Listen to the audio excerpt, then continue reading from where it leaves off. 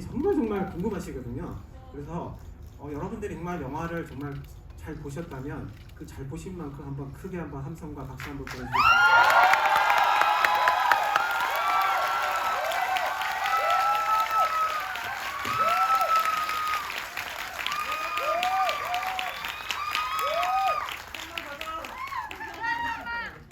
자, 그럼 감독님 먼저 질문을 드리도록 하겠습니다.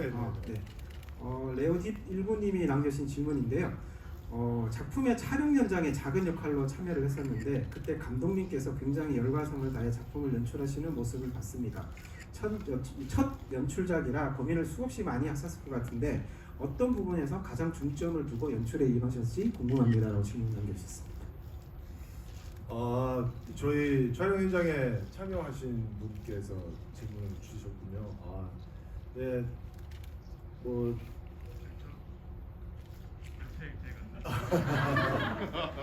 어느 장면에서 택시 정비. 그러셨어요? 야, 그 되게 어려운 촬영인데 나오셨구나. 아유, 너무 감사드립니다. 사실 수많은 장소와 수많은 출연자분들께서 나오셨는데 진짜 어느 누구 한 분 모두가 다 열정적으로 작품에 임해 주셨고 또 정말 진짜 소중한 모두였고 소중한 시간이었던 기억이 지금 이 자리에 앉으니까 막 지나가는 것 같습니다. 다시 한번 감사드리고요. 가장 주안점을 뒀다라고 한다면 역시 이야기의 흐름과 그 다음에 또 그 템포에 대해 있어서 가장 시나리오 쓸 때서부터 촬영할 때 편집, 음악, 그 다음에 이제 마지막 이제 믹싱까지도 그 이야기의 흐름과 그 다음에 템포와 그 템포 속에서 인물들이 어느 정도로 뜨겁게 충돌하는가 이런 것들을 가장 염려하면서 조금이라도 더 연기가 더 돋보일 수 있도록 그래야지 더 내용도 더 잘 보이고 하는 거라서 그런 점에 가장 신경을 많이 썼었던 것 같습니다. 네, 그 감독님 말씀하신 분이 잘 전달이 됐었죠? 네. 소리가 좀 작은데요. 네, 알겠습니다. 자, 그럼 정우성 배우님 질문 드리겠습니다. 그 기기님이 질문을 하신 건데요. 정우성 배우님은 이 영화를 찍기 전 각본을 4번이나 반려를 했었다고 들었는데 혹시 이전 각본에서는 어떤 점이 마음에 들지 않으셨을까요? 그래서 최종적으로 이제 출연을 할 결정을 하시게 된 어떤 이유가 어떠실까요? 이게 이제 시나리오가 마음에 안 든 게 아니라요. 이제 그 시나리오를 발굴을 하고 제작을 해보겠다 할 때부터 이제 시나리오를 봤죠. 제작을 한다고 하니까 이제 옆에서 파트너로서, 친구로서, 동료로서 이렇게 응원을 하고 지지를 하고 시나리오 수정이 될 때마다 이렇게 보여주시면 또 의견도 주고 그러면서 이제 여러 감독을 접촉을 했어요. 진짜 접촉을 하면서 이제 실제 작업에 들어가신 분의 작업 과정도 보고 그러면서 또 어떤 이유로 이제 또 결려가 되고 그러면서 시나리오는 계속해서 시간은 가고 시나리오는 또 계속해서 이제 수정이 돼 가고 있고 그러다가 이제 주변에서 직접 이 시나리오를 만질 시간도 있고 또 뭐 현장에 있는 경험도 있고 오랜 시간 동안 현장에 대한 경험도 있는데 연출을 해보지 않겠냐라는 이제 어떤 그 제안들을 한 거죠. 근데 그 얘기를 듣고 이제 또 용기를 내겠다 할 때도 응원을 당연히 하죠. 근데 이제 감독이라는 도전은 이게 또 어떻게 보면은 이게 제작 프로듀싱 라인에서 뒤에 있으면서 뭔가 이렇게 제작 여건을 조성해 주는 거와 달리 제작 전반에 있어서 이제 전면에 나서야 되잖아요. 근데 이게 배우로서 이제 엄청난 도전이란 말이에요. 그러니까 그 짐의 무게가 엄청나게 큰 거죠. 그래서 그거 역시도 이제 조금 거리를 한 발짝 옆에서 같이 응원해주고 잘 될 수 있도록 도와주고 싶은 마음이 컸죠. 그러면서 이제 캐스팅을 이제 슬슬 시작하는데 얘기가 이제 하는 거죠. 근데 아니 감독에 대한 도전의 짐도 무거운데 이게 저희 둘의 조우라는 게 물론 어떤 분들에게는 의미 없는 일이겠지만 저희와 동시대를 같이 살았던 분들에게는 또 나름대로 의미가 있고 특히 저희에게는 더 특별한 의미가 있는 어떻게 보면 도전이거든요. 그래서 또 둘의 조우의 연기도 잘 해내야 되고 두 캐릭터의 밸런스도 굉장히 잘 만들어야 돼요. 이거 또 다른 또 이제 짐이잖아요. 짐을 왜 양쪽 어깨에 짊어지려고 하냐. 다른 좋은 배우를 해서 캐스팅을 해서 하면은 아마 다 그림도 더 신선할 거고 이 감독이라는 짐을 좀 더 좀 자유롭게 뚫고 나갈 수 있지 않을까라고 얘기를 했어요. 그래서 또 그 얘기를 했더니 그것도 일리 있네요. 그래서 다른 배우를 찾았어요. 근데 이제 이게 뭐 여러 배우들의 스케줄 상황도 그렇고 뭐 그러다 보니까 이제 점점 이렇게 물의 흐름이 강물의 흐름이 이제 저쪽으로 오는 거죠. 근데 어느 시점에선가 긴 시간 동안 옆에서 이렇게 이 프로젝트를 운반하는 모습을 지켜봤고 그리고 이제 그 타이밍이 되니까 물론 이제 계란을 한 바구니에 담아서 깨지면은 그 리스크는 굉장히 크겠지만 이 계란이 깨져도 뭔가 의미 있는 도전 그리고 후회하지 않는 도전을 해볼 수 있겠다라는 생각이 들어서 같이 이렇게 의기투합을 했습니다. 그 뭐 태양은 없다의 어떤 뭐 시대를 같이 뭐 하셨던 분들이라면 뭐 굉장히 이번 영화는 의미가 굉장히 크죠. 네, 그냥 뭐 단순한 어떤 의미가 아니라 뭔가 이제 어떤 내가 그 시대를 같이 이렇게 뭔가 어떤 살아왔던 어떤 그런 것들이 같이 어떤 감정이나 세월의 어떤 그런 것들이 같이 녹아져 있기 때문에 이번 영화에서 이제 두 분을 한 화면에서 대립하는 어떤 그런 걸 본다는 것이 이 영화 팬으로서 굉장히 어떤 흥분되는 어떤 그런 순간이 아니었을까라는 생각이 듭니다. 근데 저는 정우승 배우님이 4번이나 발려를 하셨다고 해서 내가 먼저 정말 데뷔를 했어야 되는데 혹시 그런 이유가 아니었을까라는 생각이 잠깐 해봤습니다. 자, 데뷔요? 네. 데뷔요? 제안을 아니 저는 어차피 그 출연 계약서 10,000원짜리 계약서가 있어요. 언제든지 써먹을 수가 있어요. 네. 자, 그럼 천우희 님이 남겨주신 질문입니다. 그동안 이제 배우로서 영화에 참여하셨을 때 연기에만 집중하셨다면 감독으로서는 이제 뭐 촬영에 나왔던 각본, 미술, 음악, 편집 등 다양한 분야의 작업에 대해서 관여를 하셨을 텐데 어떤 분야의 작업이 가장 어려우셨는지 그리고 어떤 분야의 작업에서 가장 큰 어떤 감독으로서의 어떤 그 쾌감, 재미를 느끼셨을지 궁금하시다고 질문 남겨주셨습니다. 글쎄요, 연출을 하면서 가장 쾌감이 있었다라고 하는 부분은 역시 배우분들이랑 소통할 때가 가장 즐겁고 또 편하기도 했고요. 그리고 또 현장이 항상 즐거운 현장만 있는 것은 아닌데 헌트는 굉장히 축복받을 정도로 연기자분들과 스태프분들 간의 어떤 그런 교류가 너무 좋았고 현장에서 굉장히 즐거운 매회 촬영이 다 즐거웠었던 촬영장에서 웃음이 끊기지가 않는 그런 현장이었습니다. 그래서 아무래도 제가 이제 연기를 오래 했던 사람이다 보니까 현장에서 스태프들과 배우들과 함께 일했던 그 현장이 가장 즐거웠던 것 같고요. 그리고 이제 후반 작업에서 굉장히 많은 부분을 이제 느끼고 배우게 됐습니다. 뭐 편집이라든가, 뭐 믹싱이라든가, 음악이라든가 또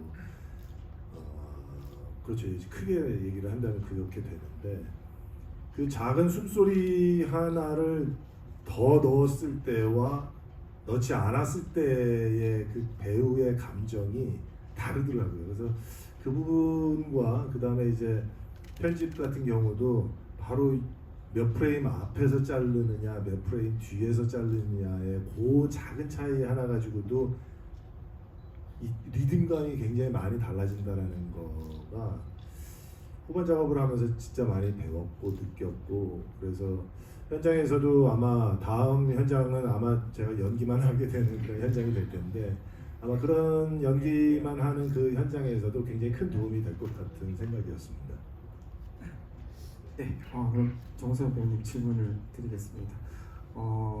그 뭐 태양은 없다에서는 이제 배우로서 이제 작업을 하셨고, 근데 이번에는 또 배우로서도 작업이지만 또 연출자로서의 어떤 오랜 또 이 동료이자 또 절친인 이정재 감독님하고 작업이신데 현장에서 또 감독님으로서는 좀 어떠셨나요? 어떤 그런 이제 배우와 감독으로서 어떤 소통이나 그런 부분들에 대해서 좀 궁금하거든요. 안쓰럽고 측은했죠.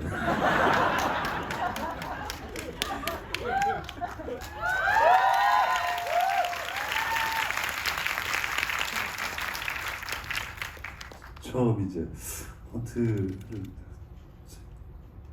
내가 직접 연출하는 건 어때요? 그럴 때 속으로 그렇지, 고생도 한번 해봐야지. 거기에 대한 이 리액션을 해라 하지 마라 이게 아니라 뜨뜻미지근하게 제가 한 것 같아요. 물론 이제 어쨌든 결심을 하고 본인의 선택에 있어서의 어떤 그 책임을 완수하기 위해서 얼마나 진중하고 또 그 무거운 마음으로 임하는지 누구보다도 옆에서 잘 봤고, 그리고 세상 이렇게 물론 꼼꼼한 성격인 건 알고 있었지만 세상이 이렇게 꼼꼼한가 싶을 정도로 이 모든 결정에 있어서 최종 결정을 하기 전에 끊임없이 본인의 결정에 대해서 의심하고 맞는지 계속해서 되새김질하고 그러는 아주 끈질긴 감독이라고 이야기할 수 있습니다. 이 헌터에서의 어떤 두 인물은 이제 어쨌든 자기 각자의 어떤 굉장히 어떤 강한 신념을 가지고 있는 어떤 인물인데, 이 영화를 보게 되면 이제 관객 입장에서 영화를 보게 되면 과연 누가 스파일까? 이렇게 이제 뭐 물론 이게 중요한 건 아닌 것 같아요. 이 영화가 뭐 반전이나 이런 게 중요한 게 아니고 두 남자가 어떤 가지고 있는 어떤 그 신념에 따라 어떤 행동하는 어떤 그런 어떤 이야기이기 때문에 그런 부분들이 좀 집중이 돼야 될 것 같은데, 그래도 이제 영화적으로 이제 봤을 때 관객들이 이 두 인물을 보면서 왔다 갔다 이 사람일까 저 사람일까 자꾸 이게 혼동을 하는데, 그렇게 또 관객들이 느끼게 하려면 어떤 연출적인 부분 그리고 이제 연기적인 어떤 부분들이 굉장히 중요할 것 같은데요. 그런 점에서 어떤 부분들 신경 쓰면서 연기를 하셨을까요? 네, 두 분. 이 정보를 다루는 인물이고 그리고 또 본인 스스로의 신념 안에서 뭔가 또 이 안쪽으로 비밀을 감추고 있는 인물이었기 때문에 그 혼선을 일부러 만들 필요는 없을 정도로 좀 유리한 포지셔닝에 있었던 것 같아요.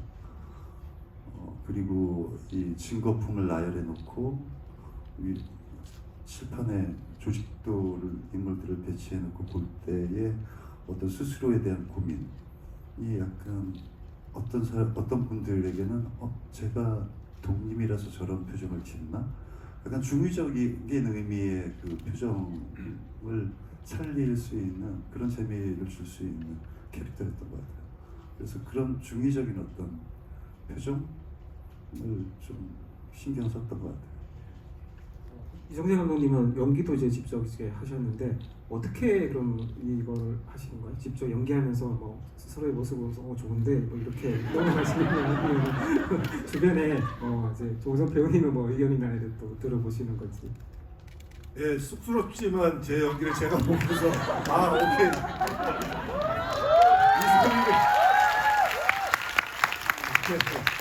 이 소리를 해야지 이제 다음 촬영으로 이제 넘어갈 수 있으니까 쑥스러워도 해야 되죠. 예. 근데 이제 저도 이제 처음 연출을 하다 보니까 레디 액션하고 컷 사인을 제가 못 하겠더라고요. 그래서 조 감독님한테 이제 레디 액션하고 이제 컷 사인을 이제 해달라. 그럼 저는 이제 그때만으로도 그냥 편안하게 연기할 수 있으니까 그 시간만큼. 그리고 이제 컷을 하면 이제 모니터로 가서 이제 제 연기를 들여다봐야 되고 우성 씨 연기를 또 열심히 또 봐야 되고 이 조화가 잘 맞는지를 또 고민을 해야 되고 그렇게 이제 계속 반복적으로 이제 진행을 했었는데 맞습니다. 그래서 그 독림이 이제 스파이가 누구냐 이걸로 반 정도 이상을 아주 재미있게 도대체 누가 스파이지 저 스파이는 무슨 일을 하려고 하는 거지 그런 이야기를 굉장히 밀도 있게 좀 잘 하지만 복잡하지 않게 그렇게 설명하면서 촬영하면서 연기하면서 회의하면서 상의하면서 굉장히 즐거웠습니다. 근데 예, 현장에서도 많이 또 의지가 되고 또 도움이 되셨던 것 같네요. 네네 물론이죠. 근데 좀 굉장히 좀 신기하죠. 연기를 하고 나서 돌아와서 이렇게 뭔가 이 객관적으로 판단을 해야 될 텐데 쉽지는 않을 것 같은데 생각만 해도 저는 굉장히 좀 스트레스를 많이 받는 것 같습니다. 네, 자 엘산나님이 남겨주신 질문입니다. 감독님, 그 박평호와 김종도가 취조실에서 대치하는 연출에서 서로의 얼굴이 마주하며 취조하는 연출은 나오지 않았던 것 같습니다. 취조실의 특성을 이용해서 거울을 보며 말하는 것 같은 연출을 의도하신 걸까요? 라고 질문 남겼습니다. 네 맞습니다. 그때쯤 되면은 스파이가 누구인지가 이제 아직 밝혀지지는 않았지만은 상대방을 스파이로 지목을 하고서 밀어붙이는 그 정도와 평호의 모습이 혹시 자기를 보면서 하는 듯한 느낌으로 촬영을 하면은 어떨까 해서 그 매직미러의 특성을 최대한 살려서 한 명은 취조실 안에 있고 한 명은 취조실 밖에 있으면서 굉장히 극한 감정적 표현을 그 미러를 가운데 두고서 한다면은 참 재미있는 씬이 만들어질 수 있겠다라는 생각으로 시나리오를 썼고요. 의도한 것만큼 또 촬영 감독님도 멋지게 또 찍어주시고 해서 뭐 생각했었던 것보다도 훨씬 더 강렬한 어떤 그런 씬이 만들어진 게 아닌가라는 생각을 하고 있습니다. 네, 뭐 매회 장면 이제 많이 뭐 고민을 하시고 이렇게 이제 촬영을 하셨겠지만 또 정우성 배우님은 또 어떠셨는지 되게 궁금하거든요. 이 헌터에서 이제 저는 이게 두 분이 굉장히 오랜만에 태양은 없다 이후로 이제 만남을 가지셔서 작품을 냈기 때문에 아마 팬들분이라면 이런 걱정도 해봤을 것 같아요. 혹시 영화가 망이면 큰일이 됩니까? 이렇게 친구를 끌어들여서 이런 아마 생각을 해보실 수도 있을 것 같은데 이게 다행히 굉장히 놀랄만한 어떤 데뷔작이었고 저는 뭐 개인적으로 이제 어떤 정우성 배우님의 어떤 대표작인 어떤 그 헌터로 올리셔도 전혀 어색하지 않는 아마 그런 작품이라는 생각이 듭니다.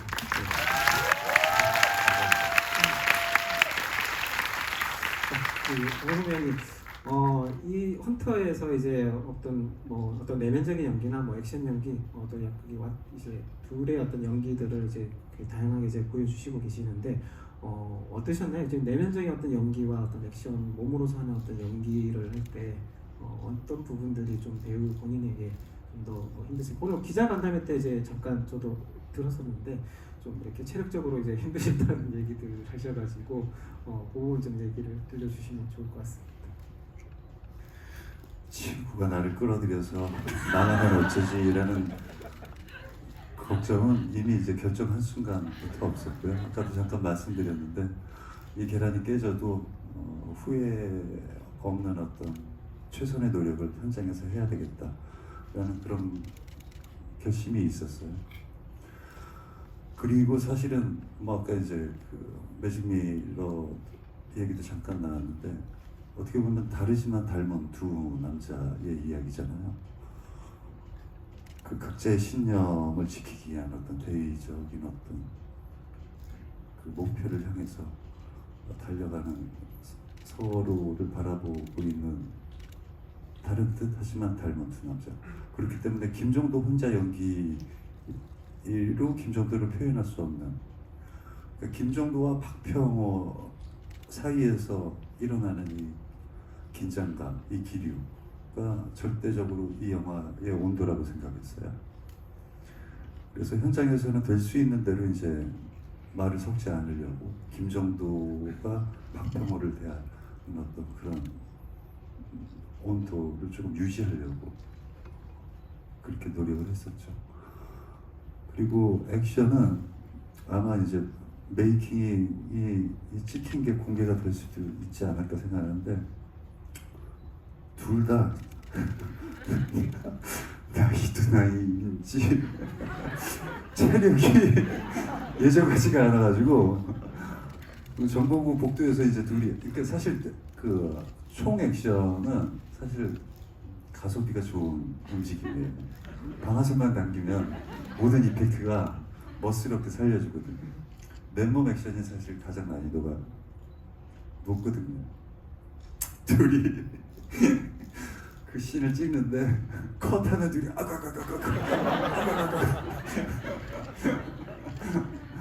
그 메이킹 꼭 공개됐으면 좋겠다.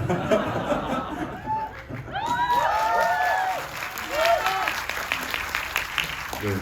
또 이제 그런 어떤 김정도와 박병호의 어떤 그 둘 사이에서 일어나고 있는 어떤 그 열기 거기에 제일 신경을 많이 썼어요. 네.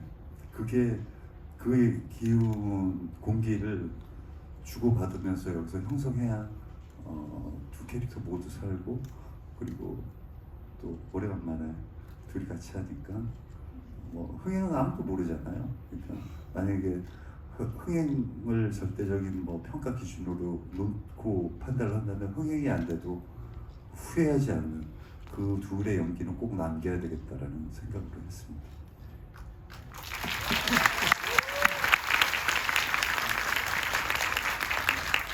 제가 말씀드리기 전에 바로 박수가 나오는 거 보니까 인정하시는 거죠. 네. 그 영화 보면서 이제 되게 그 굉장히 좀 뭔가 이 죽어서는 진짜 깝깝하겠다라는 이제 생각이 드는 장면이 있는데요. 네, 마지막에 죽어가면서 이제 그렇게 살고 싶었던 거니라고 하면서 근데 대답을 안 해주시고 살고 싶었던 거예요.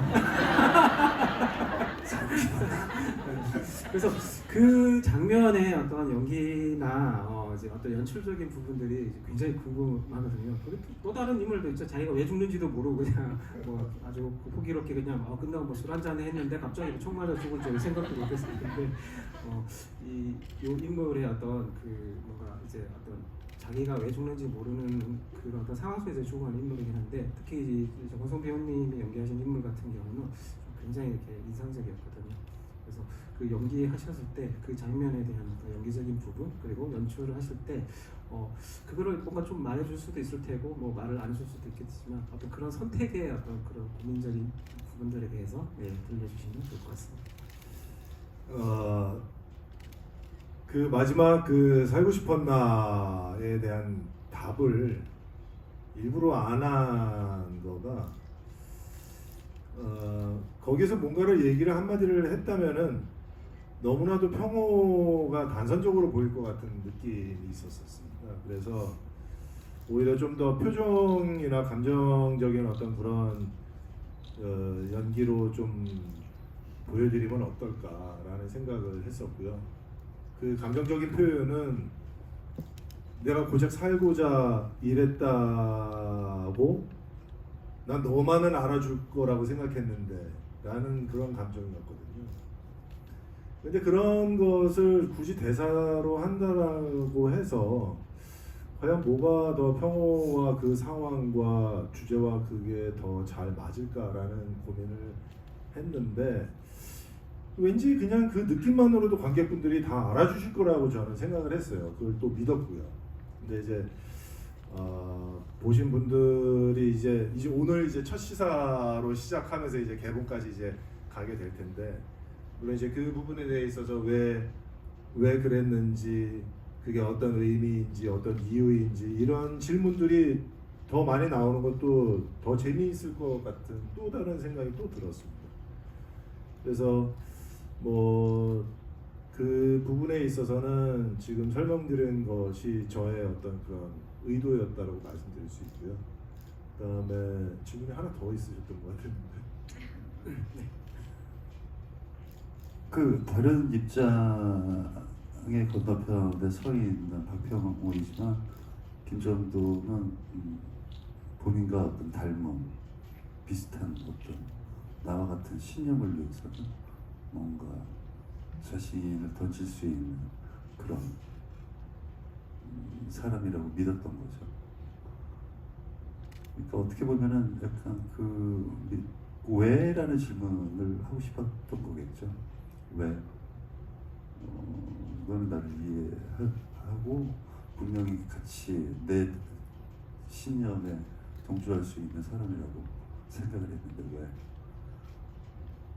그래서 약간은 어떻게 보면 박평호에 대한 어떤 배신감 그리고 스스로에 대한 어떤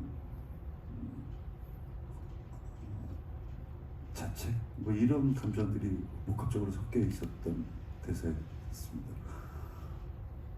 근데 이제 이 질문이랑 상관없이 요즘 저희가 닮아간대요. 그게 어떻게 보면은 비슷한가 봐요. 가끔 저한테 어머 이정재 씨 하고 인사하시는 분들 있고 그런가요?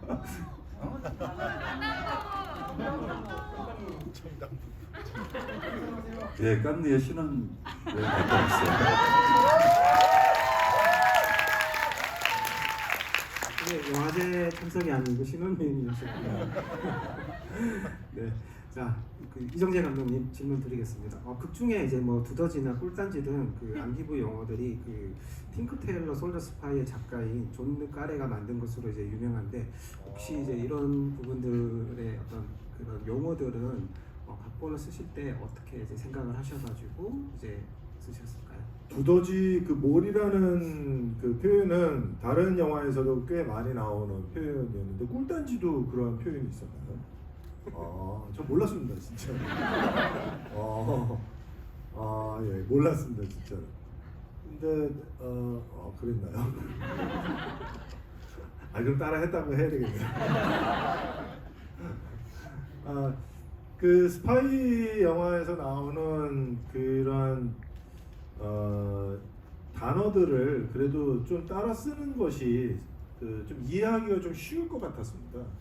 그리고 그들만 알 수 있는 단어와 그들만 알 수 있는 대사로 이야기를 한다면 관객과는 소통이 좀 되게 좀 잘 안 될 것 같은 되게 좀 먼 나라 얘기인 것 같아요. 물론 이제 스파이라는 것과 관객분들과의 어떤 그런 교류나 가까움은 그렇게 있을 수는 없죠. 물론 저도 역시 마찬가지긴 하지만 근데 이제 굳이 그렇게 막 그들이 쓰는 전문 용어만 쓰기에는 좀 부담이 좀 있었던 건 사실입니다. 그래서 다른 영화에서 그 두더지라는 표현은 많이 봤었기 때문에 뭐 그런 거는 좀 갖다 썼지만은 꿀단지는 전혀 몰랐네요.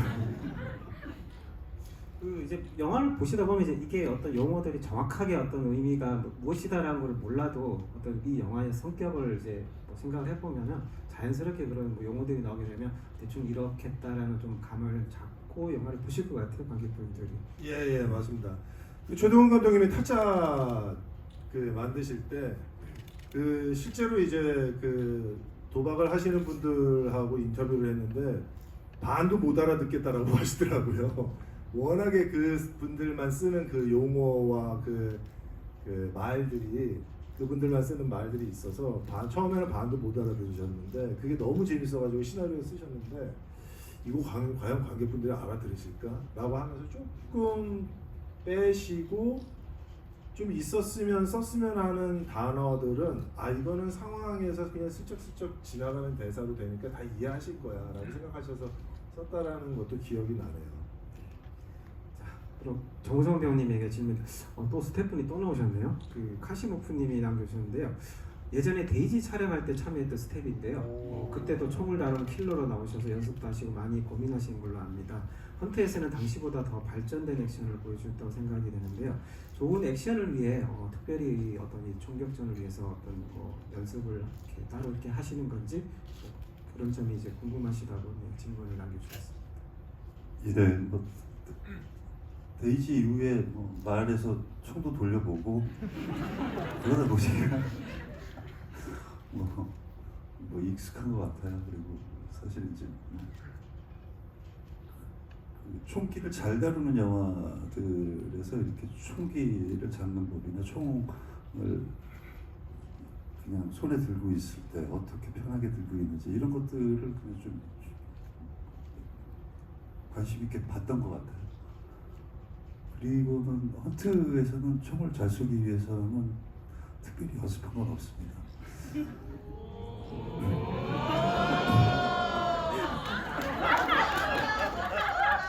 오히려 그 김정도의 머리를 만들기 위해서 포마드를 열심히 발랐습니다.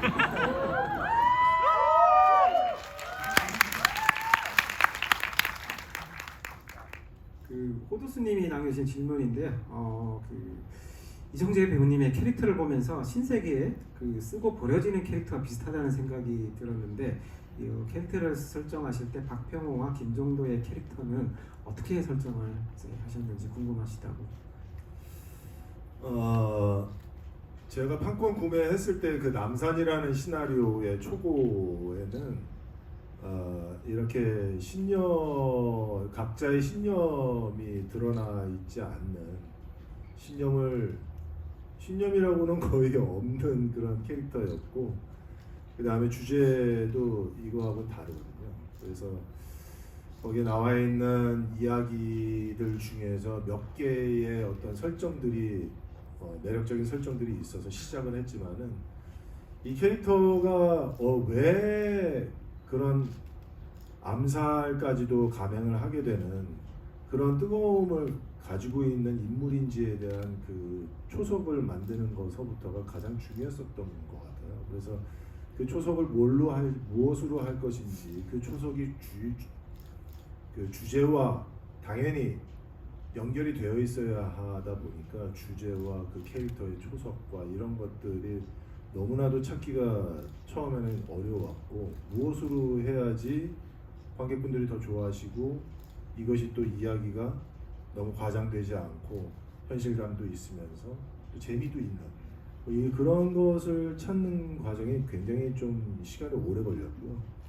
그러면서 지난 2번의 대통령 선거를 뉴스로 또 주변 사람들과 함께 접하게 되면서 우리가 왜 갈등하고 왜 우리가 서로 대립하는지에 대해서 고민을 좀 하게 됐습니다. 그래서 굉장히 좀 다른 측에 있는 인물은 다른 신념을 가지고 있고, 그에 반대되는 박병호는 또 다른 신념으로 아주 맹신을 하고 있는 그런 인물로 설정을 해서 목표가 하나인 곳으로 달려가는 그 두 인물의 모습을 담으면 좋겠다라는 생각을 하게 됐고요. 근데 지금 보시면은 그 목표가 그 암살 대상자로 보여지기는 하지만은 두 인물의 초 목표는 전쟁과 폭력을 멈추는 것과 평화와 정의를 되찾자라는 그 목표로 달려가고 있는 것이거든요. 그래서 그 목표가 인물 캐릭터에 잘 녹아져 있으면 좋겠고, 두 번째로는 그것이 너무 관객분들에게 드러나지 않았으면 좋겠다라는 것이 저의 고민이자 저의 제일 큰 생각이었습니다. 네, 그럼 정우성 배우님이 연기하신 그 인물은 좀 어떻게 좀 해석을 하고 받아들이시고 연기를 하셨을지 이제 궁금한데, 그 특히 이제 한 장면이 굉장히 인상적이었거든요. 이제 군인들이 이제 모여 있는 장면에서 이제 혁명이 아니다라고 이제 할 때 이 캐릭터에 가지고 있는 어떤 신념이라는 것을 그게 분명하게 이제 전달이 되기 때문에 너무 이제 강렬한 어떤 대사였다고 생각이 드는데요. 그 이제 뭐 시나리오를 통해서 그 인물에 대해서 이제 어떤 정우성 배우님이 생각하셨던 것들, 그리고 이제 이 인물을 어떻게 관객들에게 전달하기 위해서 어떤 식으로 연기를 해야 할지를 좀 고민하셨던 부분들이 있다면 어떻게 하셨는지 좀 얘기를 들려주시면 좋겠습니다. 사실 5.18 민주항쟁이라는 것을 역사적으로 합의 보는데도 긴 시간이 걸렸잖아요.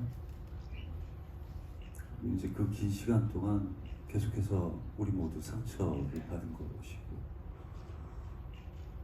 그런 우리 모두의 상처, 그 상처를 가해한 어떤 군인 쪽에 있었던 김정도이기 때문에 그 죄책감, 그리고 벌어진 상황을 어떻게 해서든지 되돌려서 폭력을 멈추고 어떻게 보면은 그 상처에 대한 치유를 빨리 하고픈 그런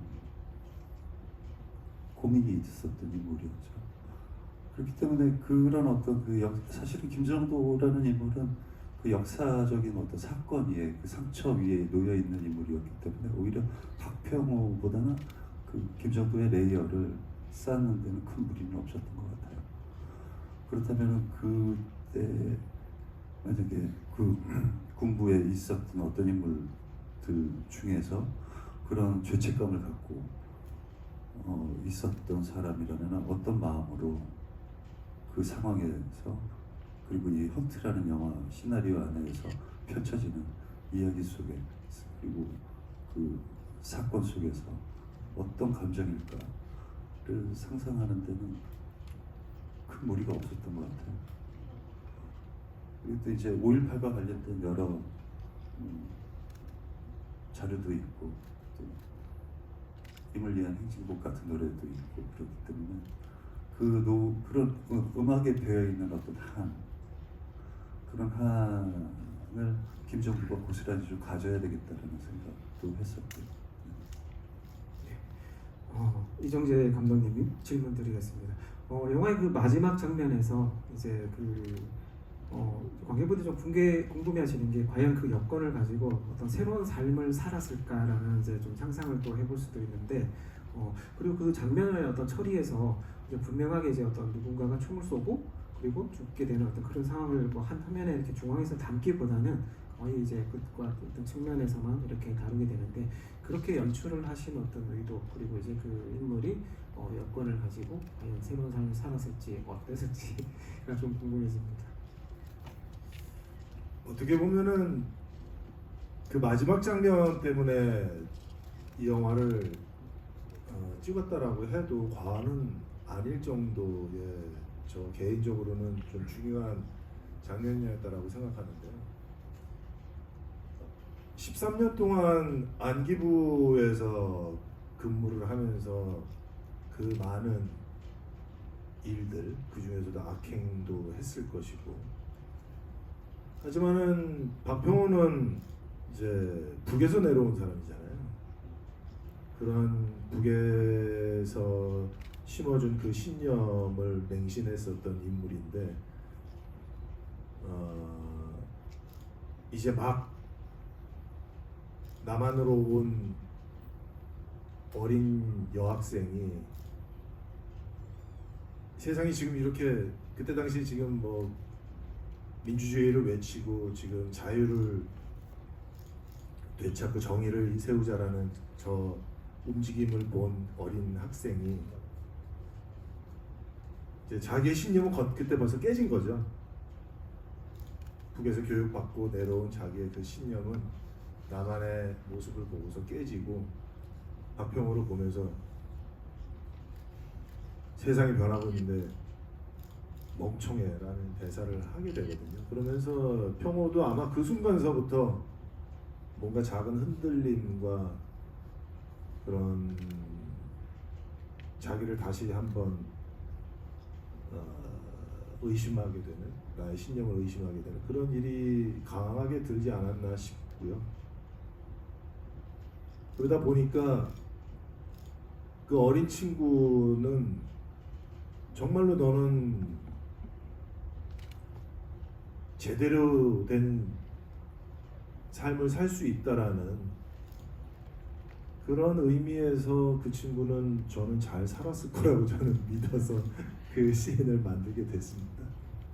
근데 이제 또 질문 중에 이제 있는 것이 그럼 이 박평호라는 인물이 그 유정에게 갖는 어떤 그 감정은 어떤 감정이었을까라는 이제 좀 그런 질문이 있는데 어떻게 될까요? 일단은 뭐 나이 차이만 보더라도 벌써 딸 같은 나이고, 그 다음에 어떻게 좀 더 크게 해석을 한다면 그 다음 세대에게는 좀 더 나은 세상을 주고 싶은 어떤 그런 선배의 마음 같은 그런 거라고 생각했습니다.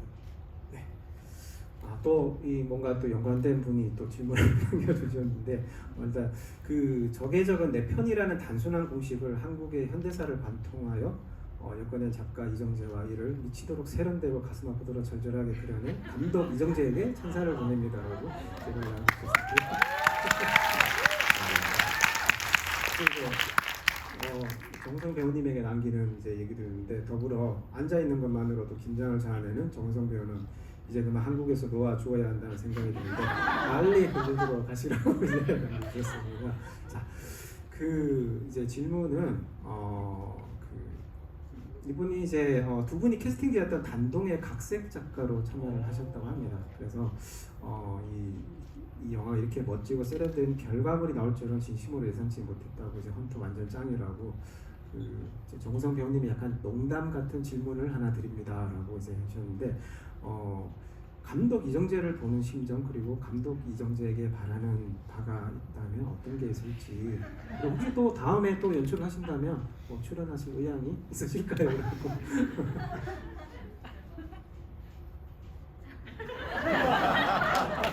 바로 대답을 안 하시는데요? 아니 일단 그 본인이 선택한 어떤 임무에 있어서 책임감 있게 잘 마무리를 했고 그 결과물을 이제 여러분들에게 보여드리는 순간이니까요. 그래서 아주 성공적으로 잘 입봉을 한 감독이라고 생각을 합니다. 그리고 또 이제 이게 모든 게 이제 또 이제 시나리오가 있어야 어떤 이제 자리가 마련돼야 또 같이 놀 수 있는 기회가 생기겠죠. 그렇기 때문에 그 자리가 자연스럽게 마련되면은 또 같이 당연히 하겠죠. 네. 네, 정우성 배우님에게 이제 추가 이제 질문입니다.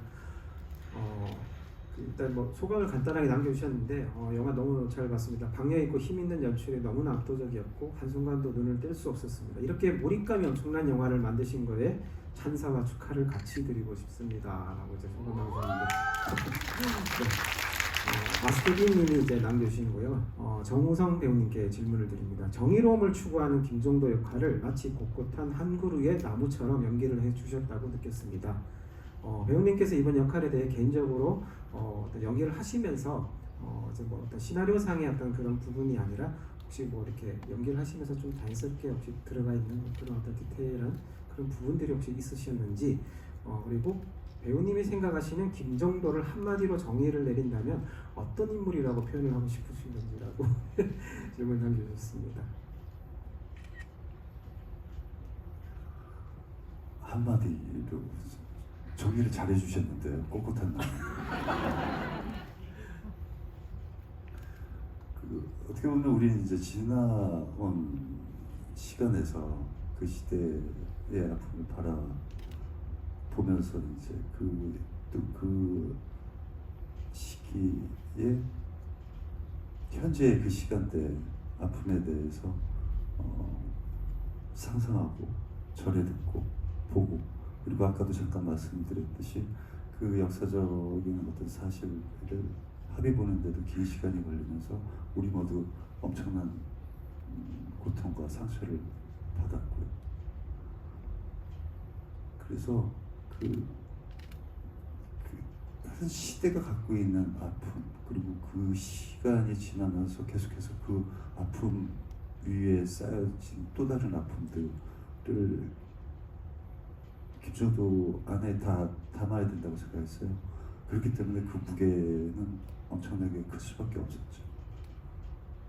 아마 이제 그런 무거움 때문에 아마 그렇게 꼿꼿한 나무라고 표현을 해주신 것 같은데, 네, 그렇게 표현해 주신 한마디 평이 김정도인 것 같습니다. 네. 이성철 감독님은 연기하신 인물에 대해서 한번 평을 하신다면 어떤 인물이었을까요?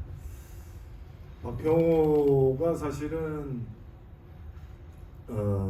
많은 걸 드러내지 않는 그런 스타일이다 보니까 대사라든가 그런 표현이라든가 심지어 주경과 함께 있을 때에도 자기의 심리나 어떤 고민을 얘기하지 않다 보니까 저 박병호라는 사람은 도대체 어떤 인물이지? 라는 그 궁금증이 아마 많지 않으실까 하지만은 그 궁금증을 궁금증으로 끝내지 않고 박병호는 이런 사람이다, 이런 인물이다, 이런 생각을 가지고 있고 이런 마음을 가지고 있다라는 것을 반드시 보여드려야만 했기 때문에 어느 정도 시점에서 어떤 방식으로 보여드려야 될까가 가장 고민이 많았고요. 그리고 유정이를 통해서 조금씩 좀 더 많이 보여줬으면 좋겠다라는 생각을 했었고요. 그다음에 주경을 통해서는 또 동료애 같은 모습을 좀 보여드리고 싶었고, 그러면서 이제 후반에서 더 확실하게 이제 이 사람이 어떤 인물이다라는 것이 드러남과 동시에 정도를 통해서 이제 자기의 생각을 이제 표출하는 그런 방식으로 해야 되겠다라고 생각을 했습니다. 네. 자, 한 번 더 질문을 드리겠습니다. 그 파인애플님이 남겨주신 질문인데요. 영화가 완전 미쳤습니다. 뭐 헌트에서 앤을 뒤집은 이유가 뭔지 궁금하고 그 서로의 역을 맡은 이유가 이제 궁금하다고 하셨는데 그걸 뭐 조금 이렇게 언급을 하셨고 그 비슷한 질문이 있어가지고 혹시 이 역할을 바꿔도 뭐 괜찮았을 것 같다라는 이제 의견이 있는데 어떻게 이제 생각을 하시는지. 일단은 그 앤을 뒤집은 이유는요, 한 명은 김정도가 한 명은 박평호다라고 생각을 했고요. 가운데 N자가 이렇게 움직이면서 이제 이어지는, 그래서 박평호와 정도가 한 몸으로 이어지는 그 선을 이제 만들고 싶었는데 그게 N자가 제대로 쓰다 보면은 이렇게 내려가게 되더라고요. 그래서 이제 그거를 일부러 뒤집어서 상승곡선하는 것 같은 그런 느낌을 주면서 영화가 앞으로 계속 상승해서 갈 것이다라는 어떤 그런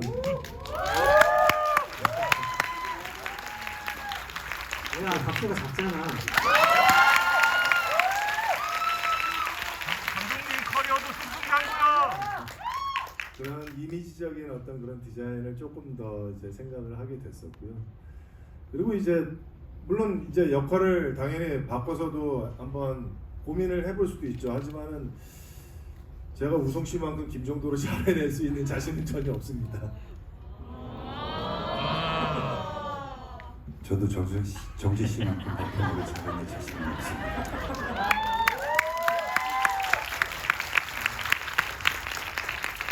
영화를 본 관객분들은 뭐 두 분이 또 바꾸셔도 뭐 괜찮았을 거라 생각이 들죠.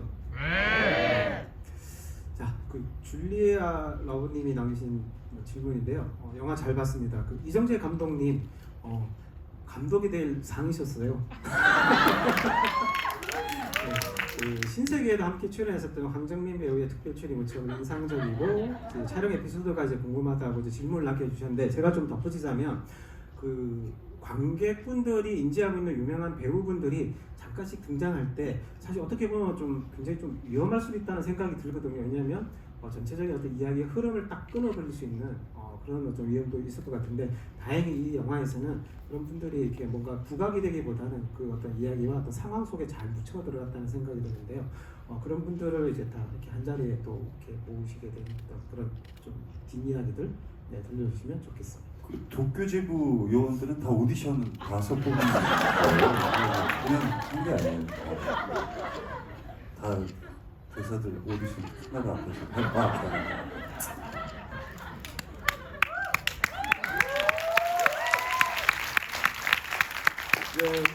우성 씨와 또 이제 함께 공동 제작을 하게 된 그 사나이 픽처스 한재덕 대표님과 또 그렇게 이제 친분이 굉장히 이제 두터우신 분들이 이제 대거 참여하셨고, 물론 이제 저도 이제 친분은 있지만 아마 두 분의 어떤 이유가 더 크지 않았나 싶고요.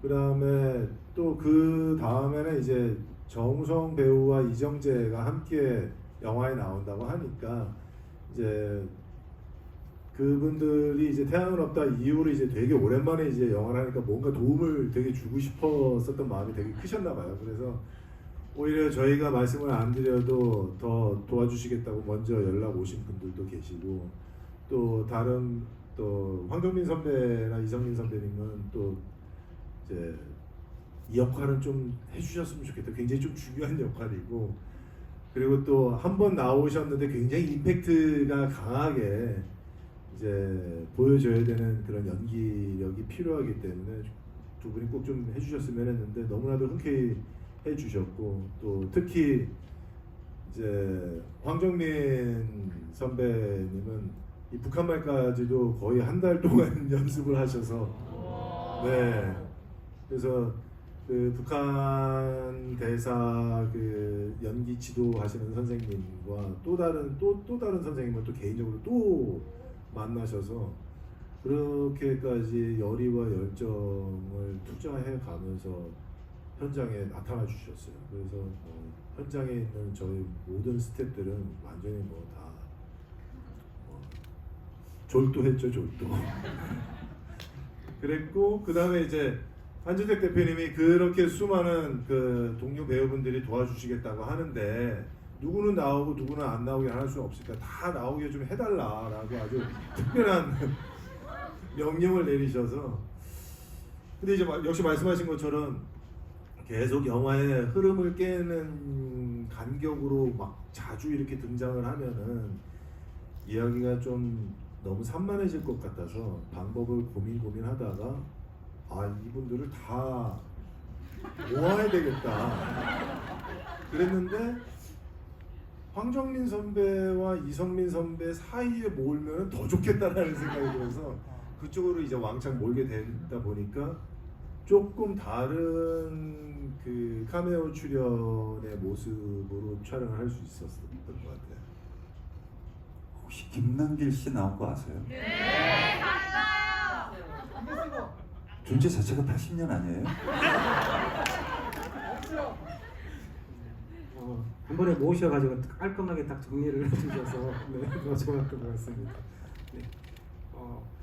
그 여기서 이제 그 두 캐릭터가 그중에 한 인물하고 뭔가 좀 감정적인 어떤 그런 부분들이 딱 겹치는 장면이 있는데요. 그게 이제 고문하는 이제 어떤 그 이제 사람이 이제 캐릭터가 있는데 이제 그 정우성 배우님이 이제 굉장히 좀 뭔가 그 고문하는 어떤 모습을 보면서 굉장히 좀 언짢아하는 불쾌한 그런 표정에 있으셨고 이제 아주 신나게 이제 두들기셨는데 그 장면에 어떤 두 인물이 어쨌든 겹치기 때문에 어떤 그런 부분에 대한 어떤 연출을 좀 연기적인 부분들을 두 분이 한번 들려주시면 좋을 것 같습니다. 김정도 또한 당연히 김정도는 더더욱이나 더욱더 그 안에서 그런 일을 행해지는 것을 막기 위해서 지금 안기부에 이제 들어온 인물이잖아요. 그래서 그런 모습이 아마 끔찍할 정도로 싫었을 것이고 평호 또한 아마 그랬을 거라고 저는 생각을 해요.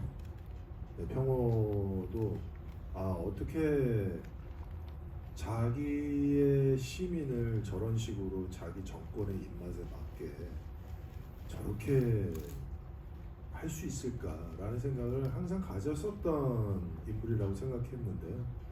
이제 그러다 보니까 이제 그런 사람은 좀 응징해야 되는 게 좀 좋지 않을까 싶어서 우성 씨는 따끔하게 응징하고 저는 신나게 응징하게 되는 그런 상황이 되어버렸네요. 그게 이제 그 폭력에 대한 어떤 경멸, 불편함, 표정을 사실은 드러내면 안 되는 공간이잖아요. 저기 직원들이 보고 있고. 근데 또 그래도 된다라는 결정을 내릴 수 있었던 건 자백을 빨리 하지. 너 때문에 피곤하지 않니? 라고 이제 이 직원들이 그렇게 읽을 수도 있는 표정이어서 그거 역시도 약간 그런 그 양가적인 어떤 태도를 내포하고 있는 주의적 자세였다라고 저는 그래서 이제 아주 편하게 그 폭력에 대한 불편함의 표정을 낼 수 있었던 거죠. 그 장면으로 인해서 그 어떤 이 두 인물이 가지고 있는 어떤 신념이 더 분명하게 전달이 된 것 같거든요. 왜냐면 이제 그 뭐 직업적으로 봤을 때 또 그런 것들을 뭐 수시로 이제 뭐 80년대니까 비일비재하게 막 벌어질 텐데 그런 속에서도 이 폭력에 대한 어떤 고문에 대한 어떤 그런 행위들을 보면서 굉장히 어떤 불쾌한 그리고 이제 또 한 분은 이제 아주 신나게 두들기면서 뭔가 좀 어떤 좀 대리 만족, 대리 쾌감을 느낄 수 있는 그런 장면이 아니었던가 생각이 듭니다. 이제 시간이 다 돼가지고 이제 마지막으로 이 영화에서 또 빠뜨릴 수 없는 게 저는 그 아무래도 그 일본 어떤 도로에서 벌어진 어떤 총격전 그리고 마지막에 이제 그 방콕을 배경으로 해서 벌어지는 그 총격전과 그리고 폭파 장면인데요. 그 장면들의 어떤 구성에 대해서 한번 또 재밌는 얘기를 들려주시면 좋을 것 같습니다. 실제 뭐 또 규모 있게 되게 막 터뜨렸다고 하시는데 사실 한국판 스파이 영화 중에서 근사하고 좀 멋진 스파이 영화를 오랫동안 기다려왔습니다. 저도 그렇고요. 또 그런 멋진 스파이 영화가 나한테 제안이 오면 정말 좋겠다라는 생각을 굉장히 오래전서부터 했었거든요. 근데 이제 어떻게 이제 제가 제작을 하게 되다 보니 시나리오를 또 쓰다 보니 한국판 스파이 영화가 외국도 가고 또 그러면서 그 외국을 간다라는 것이 뭐 그냥 단순히 볼거리 위주로 간다라는 것이 아니라 뭔가 조금 더 일을 좀 더 진짜 같이 하는 그런 모습을 더 보여주고 싶었습니다. 그러다 보니까 일본에서의 어떤 그런 작전 같은 것도 이제 하게 되는 걸로 한번 써봤으면 좋겠다. 그다음에 이제 라스트는 좀 더 강렬했으면 좋겠다. 그런 의미로 이제 태국과 일본 촬영을 하기로 원했고 또 시작도 역시 미국에서 시작을 하면은 좀 더 근사한 영화가 나오지 않을까. 그래서 자료를 찾다 보니까 실제로 그때 당시의 대통령이 미국 순방길을 올랐는데 LA, 뉴욕, 워싱턴까지 계속 그렇게 시민들의 항의가 그렇게 아주 굉장히 거세질 좀 가는 곳마다 계속 거세질 정도로 있었다라는 어떤 그런 뉴스와 신문을 접하게 돼서 이 장면에서부터 하면 좋겠다라고 해서 워싱턴과 일단 일본과 태국을 가는 그런 시나리오를 썼는데 사람들이 다 저보고 미쳤다라고 했어요. 이거를 다 다니면서 촬영을 하면 지금 제작비가 얼마나 나올 텐데 이거 말도 안 된다. 그래서 이제 일본과 태국은 한국에서 찍어야 되겠다라고 아주 작심을 하고서 이제 시나리오를 썼고요. 그러다 보니까 이제 동경 거리는 부산에 아주 비슷한 동경과 비슷한 거리를 섭외를 잘 열심히 해주셔서 미술로 세팅을 다 하고 나머지 빈 공간은 또 다시 CG로 또 채워 넣고 거리에 다니는 택시, 자동차 모든 차들을 다 일본에서 공수해 오고 부산시에 아주 큰 지원을 받아서 주말마다 거리를 막아서 총격 액션을 찍을 수 있었고요. 그래서 너무나도 감사한 분들이 너무 많이 계시고 태국 같은 경우는 시나리오 쓸 때 어디 리조트나 골프장에서 좀 찍으면 적당히 잘 세팅해서 찍으면 되지 않을까라고 생각했는데 리조트와 골프장이 장사를 열심히 하셔야 되는데 그걸 빌려주기가 만무한 거죠. 그래서 강원도 고성이라는 곳에 산 중턱에 아주 평평하면서 널찍한 공터가 있어서 거기에 야자수로 몇십 그루를 거의 다 심고 길을 아스팔트를 다 깔아서 만들고 그 다음에 이제 사원을 이제 건물을 갖다 세 동을 다 지어놓고 그 다음에 이제 촬영을 이제 하게 됐죠. 그러면서 맨 마지막에 그 대규모 폭발 장면은 저희 이제 특효 감독님도 20몇 년 만에 가장 큰 폭발 장면이었다라고 말씀을 하시면서 아주 스태프분들도 뭐 저도 뭐 모든 배우분들이 참 특별한 경험이었습니다.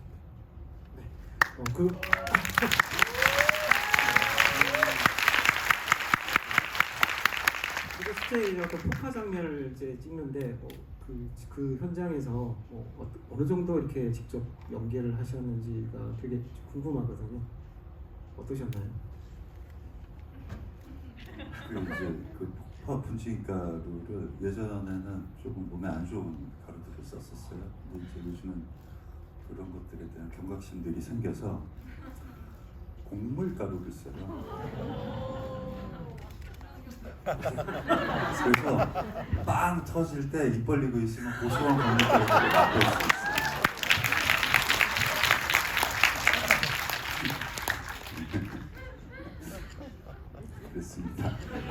진짜 입을 벌리고 드시는 분이 그렇진 계시나? 않고요. 연기는 해야 되니까.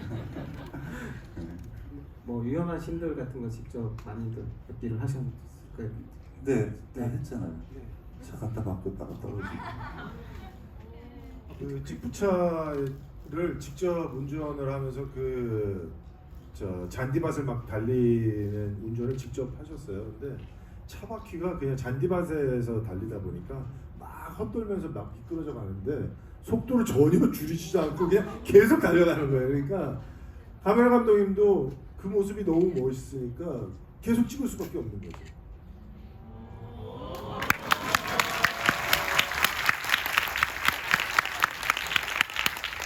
제가 드라이브를 좋아해요. 아, 예, 1시간 10분이 금방 흘렀습니다. 하는 소리가 너무 작아서 별로 아쉬운 거 아니에요. 네.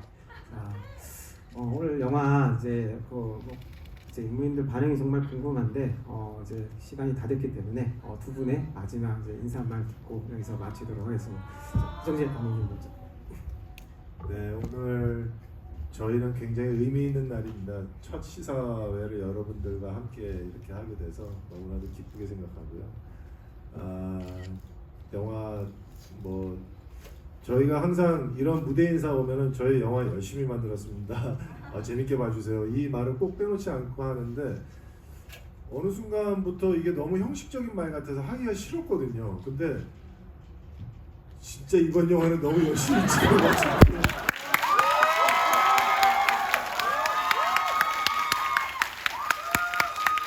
형식적으로 들리시겠지만 진심입니다.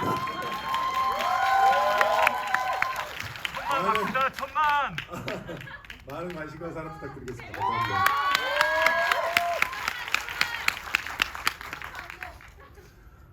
저희 이번 영화 정말 열심히 찍었습니다. 정말 재밌게 봐주시고 그리고 오늘 이렇게 특별한 시사 후에 이렇게 여러분과 대화 나눌 수 있는 값진 시간 함께해서 너무 감사드리고요. 더위가 예사롭지 않나요? 건강 챙기시고요. 네, 그리고 또 이 콘트에 대해서 좋은 말씀 많이 부탁드릴게요. 감사합니다.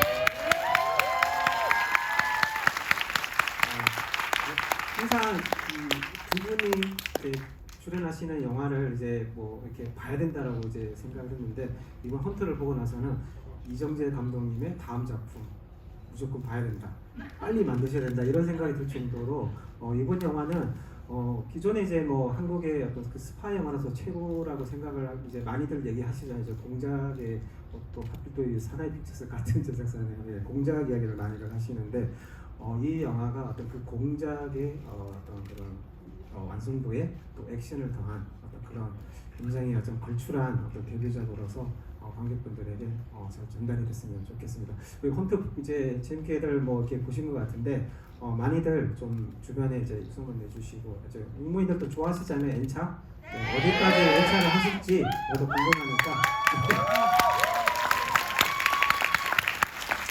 그럼 마지막으로 그 국민들하고 한번 기념 사진 한번 찍으실까요?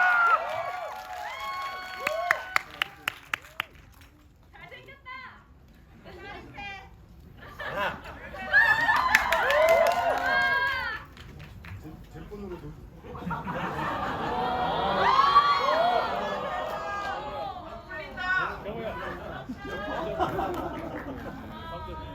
감사합니다.